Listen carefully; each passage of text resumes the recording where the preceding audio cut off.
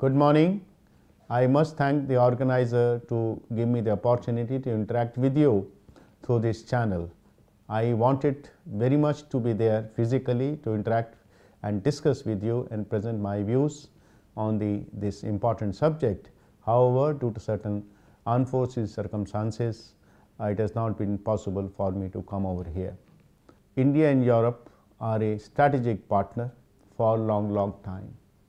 They trade in many areas, many activities. The trade is somewhere around $100 billion. I have been told that in fact the trade has passed $100 billion. This is a result of the cultural, strategic relationship, political relationship between the two countries. I was recently at Orlando to receive the certificate where India has become the authorizing nation to issue test certificates in the area of electronic telecommunication and IT. And in this process of getting accreditation, the European Commission, European countries have helped us a lot. I particularly thank Germany, Netherlands, Norway, Sweden, UK, Austria and many other such countries who have voted in our favor, as a result of which we have been able to get the recognition which was going on for last couple of years. While the trade between India and Europe is increasing, progressively increasing there, however, there is a problem when it comes to the area of information technology. The European market offers a word sourcing to the extent of $30 billion there. The India share is somewhere 24%, around $7 billion. And I have been told that this is a result of some issues which are pending between India and Europe, as a result of which the Indian companies and the European companies are not able to get the market which they want to get it. They want to get the market in India, they want to get the better position in India, they want to serve the SMEs, our SMEs want to serve European market there. There is a lot of hesitation, inhibitions and impediments around data protection which have resulted into loss of trade opportunities for Indian IT BPO companies. Many European companies, especially small and medium enterprises, are deprived of taking benefits of outsourcing. Instrument used for data transfer, standard contract clauses, so called SCC, is complex and lengthy and introduce significant delays. Standard contract clauses has been inconsistently implemented. Some countries have stringent norms and higher threshold of transferring data. SCC process becomes cumbersome for companies which has presence in multiple EU countries. Higher cost of compliance due to stringent liabilities and procedural norms is in using standard contractual clauses. Data controllers are not taking any responsibilities, they rather indemnify against all possible claims, making data processor responsible. There is a difficulty in managing recruitment and employment in the European Union, as employee data is not allowed to be taken out of the Europe and they are not allowed to be processed or centrally in any organization. The adequacy norms of the European Union is based on certain principles.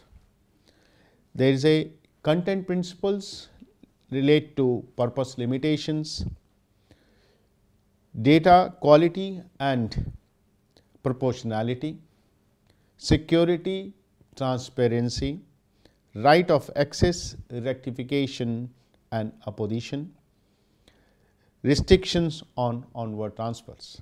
The adequacy principles requires a good level of compliance, support and help to individual data subjects, appropriate redressal to the affected party. All those adequacy norms and principles are in place in India. The Information Technology Act 2000 provides or addresses all these principles. The Section 43A of the Information Technology Act meets the requirement in total what has been required to meet the adequacy principle. The Section 43A of the Information Technology Act define the sensitive data which is at par and includes all those parameters which are provided or which are included in the adequacy principles. There is a requirement of privacy policy. Every organization is required to publish the privacy policy on the website. The privacy policy is required to have the privacy principles. These are like notice, purpose, collection, limitations, consent, withdrawal, retention, limitation, security, transportation, transparency, disclosure to third party, review and correction. These are the principles which are laid down in the adequacy requirement of the European Commission, and all those principles are met, are also specified as a part of Section 43A of the Information Technology Act 2000. The rules notified under this section provide the complete details, and these are to be met by any data collector or a data processor. Section 43A further provides that the body corporates which are collecting data need to implement reasonable best practices.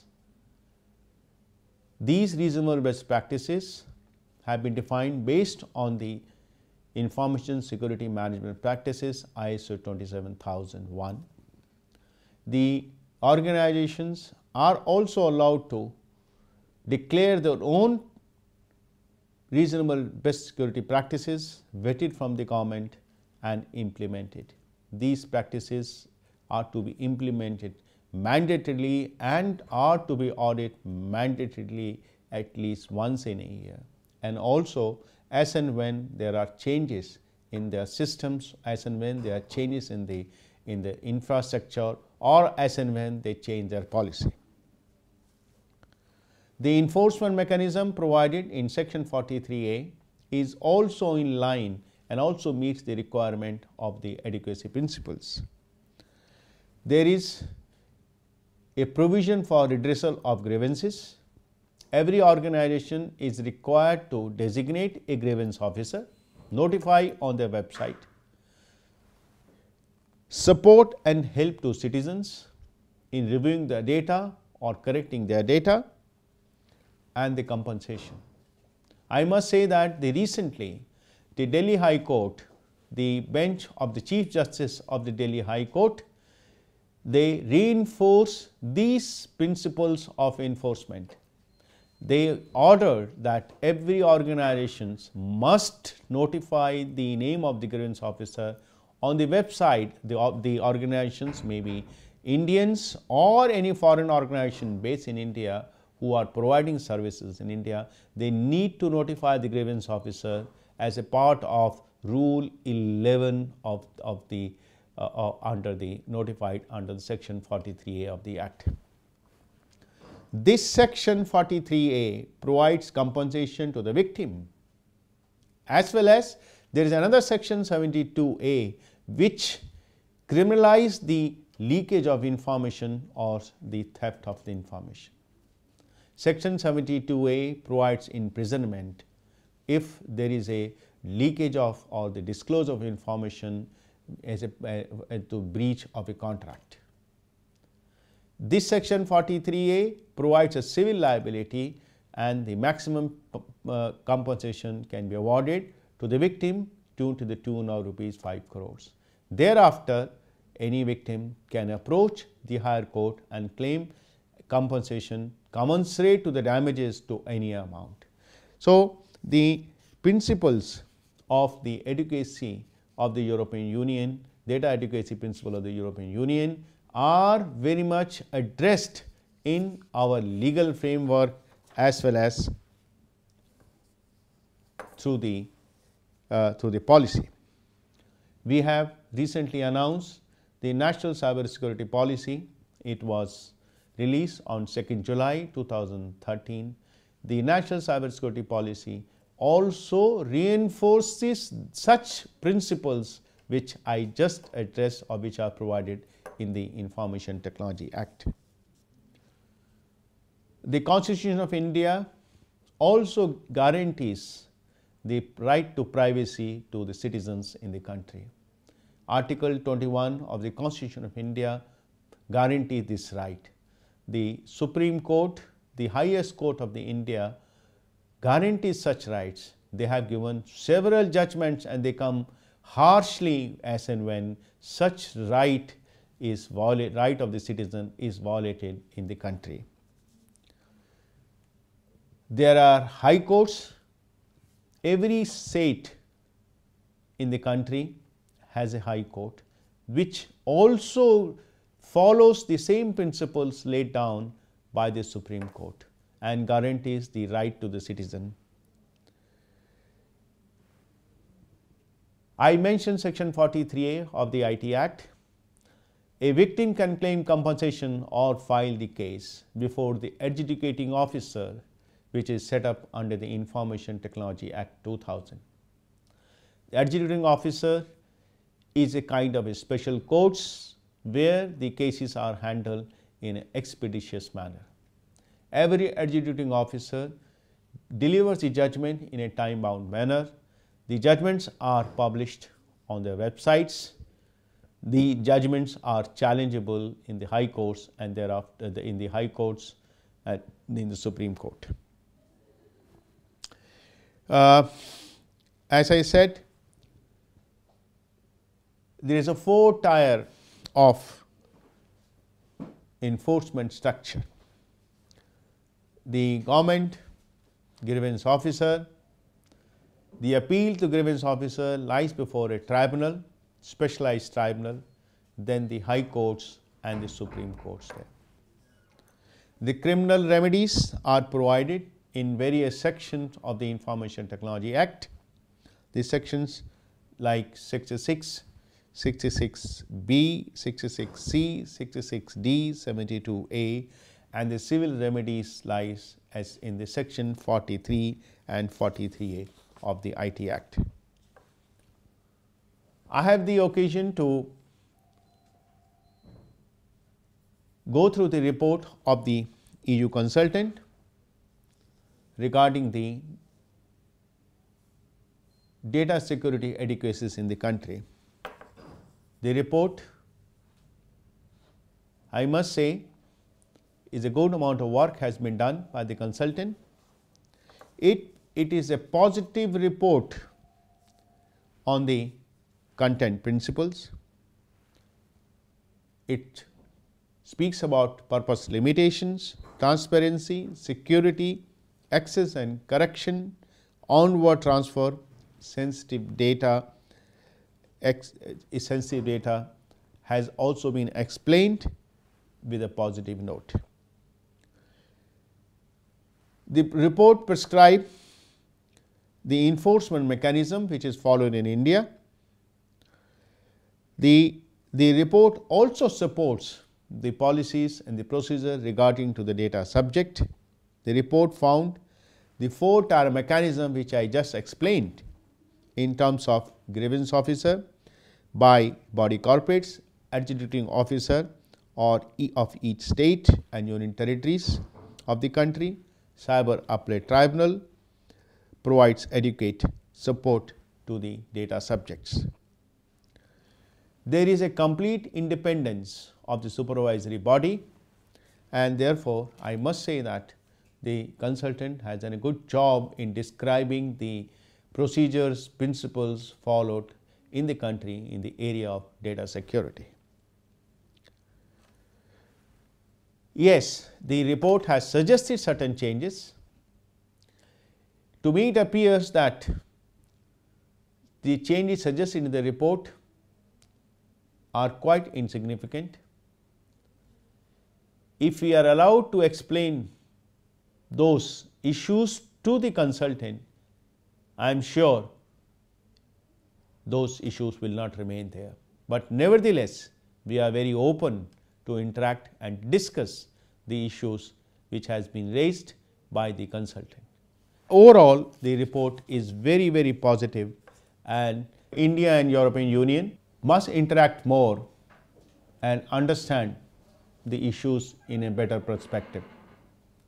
We are committed to meet all the adequacy principles as prescribed by the European Union, as we firmly believe that it will solve the issues in data flow between India and the European Union in the interest of the Indian IT BPO companies as well as the European companies. IT BPO industry in India adheres to the highest possible security and privacy standards. It serves clients across the globe and provide trust to the work on the sensitive information. India IT BPO companies faces significant problems of market access in the European Union, losing billions of dollars and above top line growth. The same is true for the European companies too. We have taken credible steps in strengthening the data protection regime through desired content and enforcement mechanism from privacy.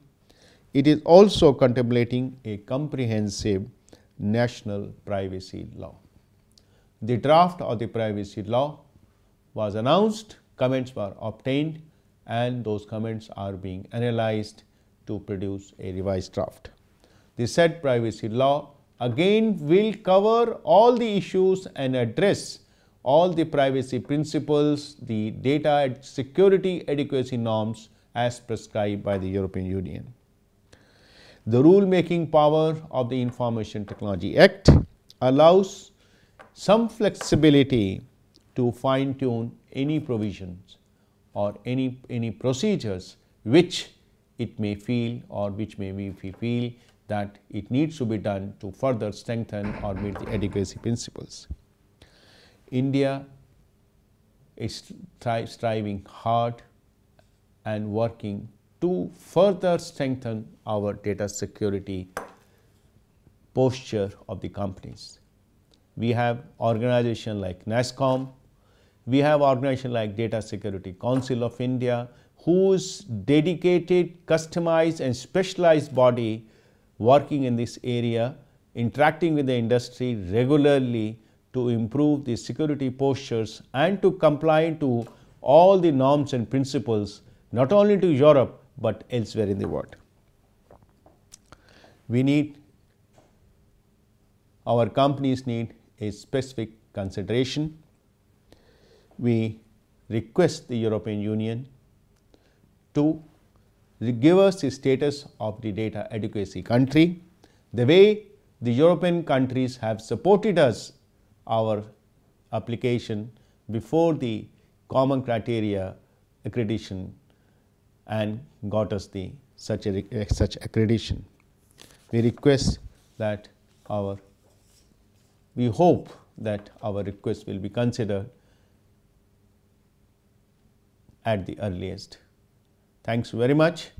I will be very happy to answer any queries or provide any clarification either through the interaction or through any mail or through any other means.